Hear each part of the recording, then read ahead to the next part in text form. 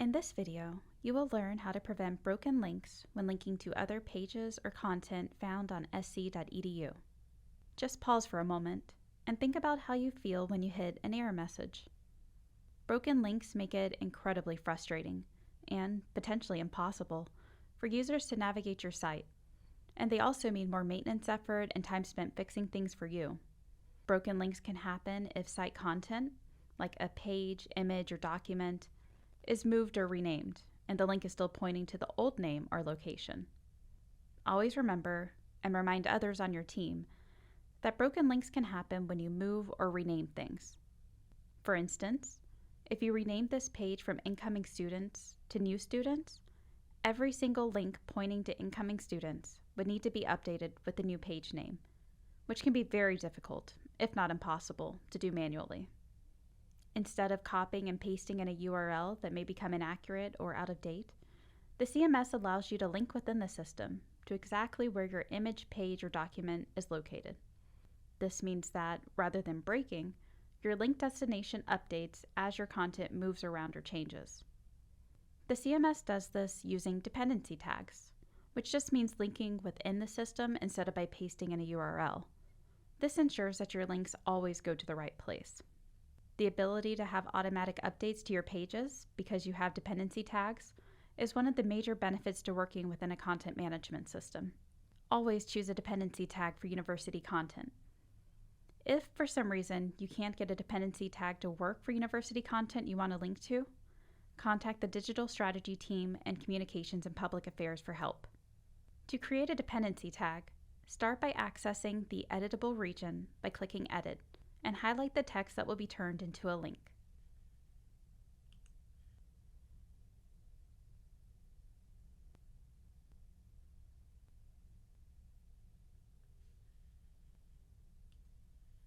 Use the Insert Edit Link tool. Then click the Browse icon, which looks like a square with an upward pointing arrow. This will open the Select File window. You may need to change your file view depending on where the content you want to link to is located. And to do that, you'll use the drop-down in the upper right corner of the window.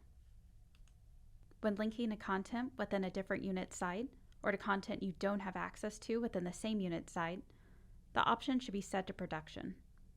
When linking to content you do have access to within your own unit site, you can choose staging from the drop-down. For this example, we're going to be linking within the same site. Use the File Navigator to locate your content within the CMS. The site name shown will be different for each site, but here it says Housing. Now, navigate to the page or document you're linking to, then click Insert.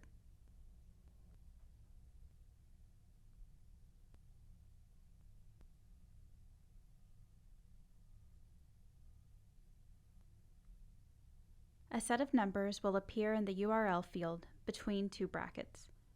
This is the dependency tag.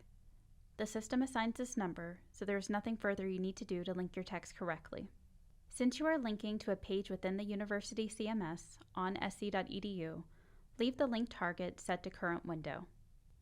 You can now save your changes. You can also click the Save and Exit button to save your changes.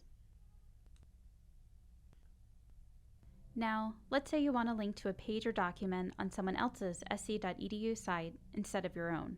Again, access the editable region by clicking Edit, then highlight the text you want to turn into a link.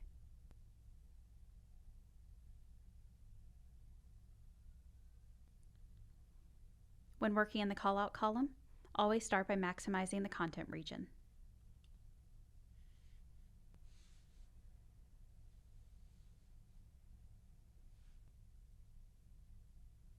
You can find the navigation path for the Student Disability Resource Center by looking at the URL.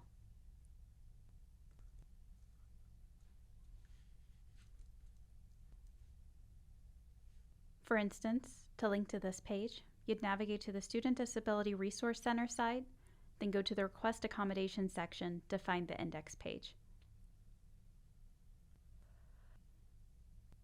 Use the Insert Edit Link tool and then click the Browse icon.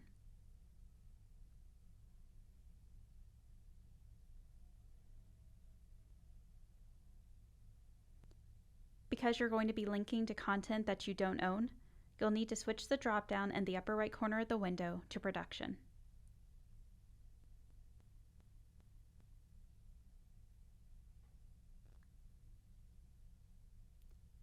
Now, you can click on the word Sites to see an alphabetical list of sites within the CMS. You can filter results by entering part of the site name. Double-click on the site name when it appears to navigate to the files on that site. Select the page or document you'd like to link to, then click Insert.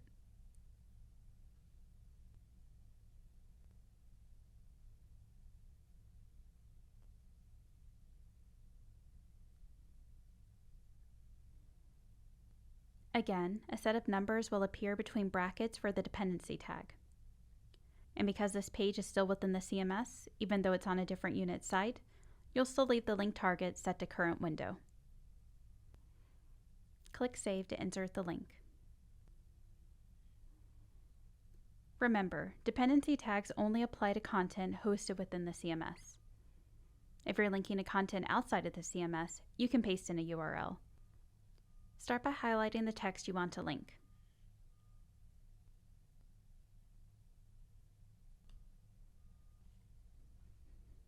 Then use the Insert Edit Link tool to add the URL.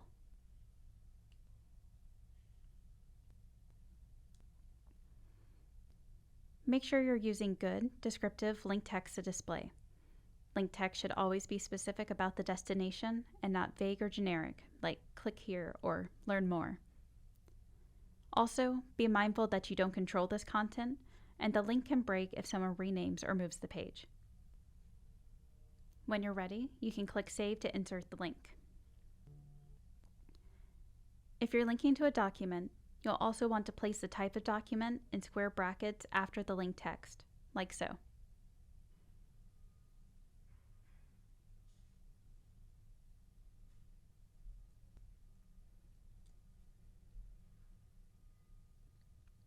Highlight your link text, then use the Insert Edit Link tool to add the document URL.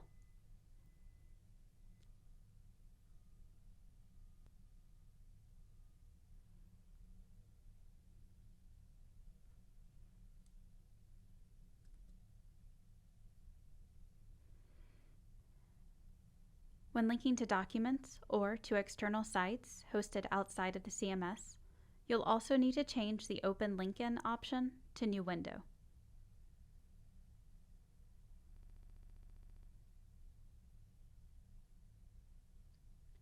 This sets the external link to open in a new tab or window, which makes clear that this content isn't part of the university's website.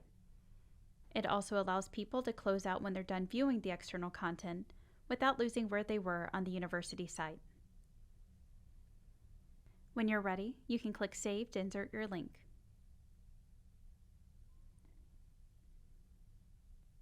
Click the Save and Exit icon to preview your changes.